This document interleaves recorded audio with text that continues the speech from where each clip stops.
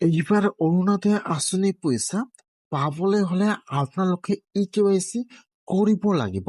যদি আপোনালোকে অৰুণোদয় আঁচনিৰ ইকেৱাইচি নকৰে তেনেহলে কিন্তু আপোনালোকে এইবাৰ অৰুণোদয় আঁচনি পইচা লাভ নকৰিব। কেনেকুৱাকৈ আপোনালোকে অৰুণোদয় আঁচনিৰ ইকেৱাইচি কৰিব লাগিব, কোনসকলে অৰুণোদয় আঁচনিৰ ইকেৱাইচি কৰিব লাগিব, কোনসকলে অৰুণোদয় আঁচনিৰ ইকেৱাইচি কৰিব নালাগে, আৰু যিসকলে অৰুণোদয় আঁচনি 3.0 এপ্লিকেশ্যন কৰিছিল আৰু নাম চিলেকশ্যন হোৱা নাই সেইসকলে কাৰণে কিন্তু আজি ভাল খবৰ আহি গৈছে। যদি আপোনালোকে অৰুণোদয় আঁচনি 3.0 এপ্লিকেশ্যন কৰিছে আৰু আপোনালোকৰ নামটো চিলেকশ্যন হোৱা নাই তেনেহলে আপোনালোকে আজি অৰুণোদয় আঁচনিৰ লিষ্টটো চেক কৰক যে আপোনালোকৰ লিষ্টত নামটো আহিছে নে অহা নাই।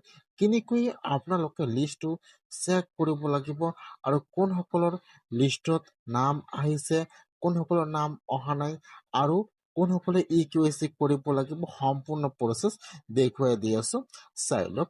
এটা কিন্তু অৰুণোদয় আঁচনিৰ নতুন লিষ্ট মুকলি হৈ গৈছে। এইটো হৈছে কিন্তু অৰুণোদয় আঁচনিৰ লিষ্টটো কিন্তু আপোনালোকে অনলাইনত নাপাব। অৰুণোদয় আঁচনিৰ লিষ্ট কিন্তু অনলাইনত পাব্লিছ হোৱা নাই, সেইকাৰণে আপোনালোকে লিষ্টটো অনলাইনৰ পৰা চাব নোৱাৰিব। যদি আপোনালোকে অৰুণোদয় আঁচনিৰ লিষ্টটো চাব বিচাৰে তেনেহলে কিন্তু আপোনালোকৰ যিটো ব্লক আছে তাত যাই আপোনালোকে লিষ্টটো চেক কৰিব লাগিব। আৰু যিটো আপোনালোকৰ পঞ্চায়ত আছে তাত কিন্তু ইতিমধ্যে অৰুণোদয় আঁচনিৰ এটা নতুন লিষ্ট আহি গৈছে। এতিয়া কিন্তু লিষ্টৰ পৰা বৰ্তমান বাছনি কৰি আছে। এইবাৰ কিন্তু বহুতো মানুহৰ নাম কৰ্তন হৈ যাব। এইবাৰ কিন্তু বহুতে মানুহে অৰুণোদয় আঁচনি পইচা লাভ নকৰিব।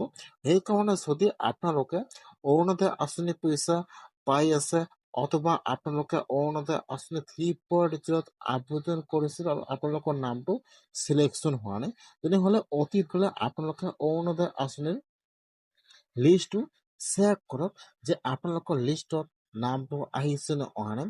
যিসকলে অৰুণোদয় আঁচনি পইচা লাভ কৰি আছে আৰু অৰুণোদয় আঁচনি পইচা 9,000 টকা লাভ কৰিছে, এতিয়া কিন্তু আপোনালোকে অৰুণোদয় আঁচনিৰ ইকেৱাইচি কৰিব লাগিব।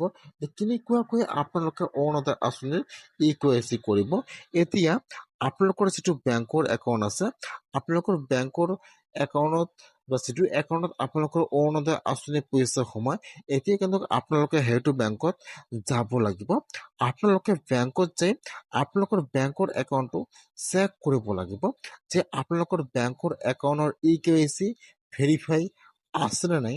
যদি আপোনালোকৰ বেংকৰ একাউণ্টৰ ইকেৱাইচি নাথাকে তেনেহলে কিন্তু আপোনালোকৰ একাউণ্টত অৰুণোদয় আঁচনি পইচা নোসোমাব। সেইকাৰণে যিসকলে অৰুণোদয় আঁচনি পইচা লাভ কৰি আছে বা আপোনালোকৰ যিটো বেংকৰ একাউণ্টত অৰুণোদয় আঁচনি পইচা সোমাই আপোনালোকে সেইটো বেংকত যাই চেক কৰক যে আপোনালোকৰ বেংকৰ একাউণ্টৰ ইকেৱাইচিটো আছে নে নাই। যদি আছে তেনেহলে আপোনালোকে ইকেৱাইচি কৰিব নালাগে, যদি নাই তেনেহলে আপোনালোকে অতি সোনকালে ইকেৱাইচি কৰি লওক। যিহেতু আগষ্ট মাহৰ 1 তাৰিখে অৰুণোদয় আঁচনি পইচা সোমাই যাব, সেইকাৰণে আপোনালোকে অতি সোনকালে আপোনাৰ বেংকৰ একাউণ্টৰ ইকেৱাইচি কৰি লওক।